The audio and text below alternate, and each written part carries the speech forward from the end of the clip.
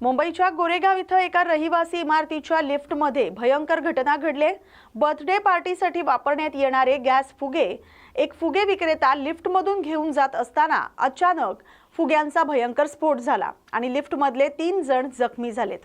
या घटनेचे CCTV footage देखील समोर आलेत।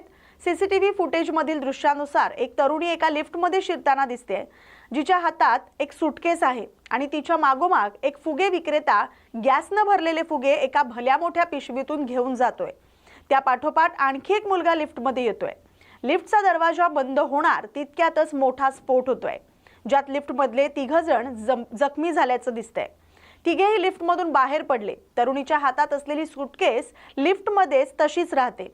सूटकेसचं बाहेरील आवरणही वितळलेलं पाहायला मिळते। यावरून स्फोटाची दाहकता लक्षात येते। लग्नाचं रिसेप्शन उरकून 4 ते 5 जण लिफ्टनं खाली उतरत असताना लिफ्ट 3ऱ्या मजल्यावरून थेट खाली कोसळले। त्यात सर्वजण जखमी झाल्याची घटना भांडूप पोलीस ठाण्यासमोरील स्टार बँक्वेट हॉलमध्ये घडली। या प्रकरणी पोलिसांनी लिफ्टची डागडुजी करणाऱ्या कंपनीवर गुन्हा नोंदवलाय। वर्षा गुरखे यांच्यासह लग्नाला आलेले नातेवाईक जखमी झालेत।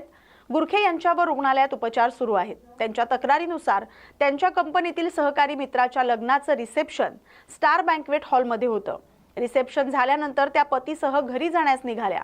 लिफ्टमध्ये 7 ते 8 जण असल्यानं त्यांचे पती लिफ्टमधून बाहेर पडले। नंतर लिफ्ट खाली येत असतानाच बिघाड झाल्यानं ती खाली कोसळली।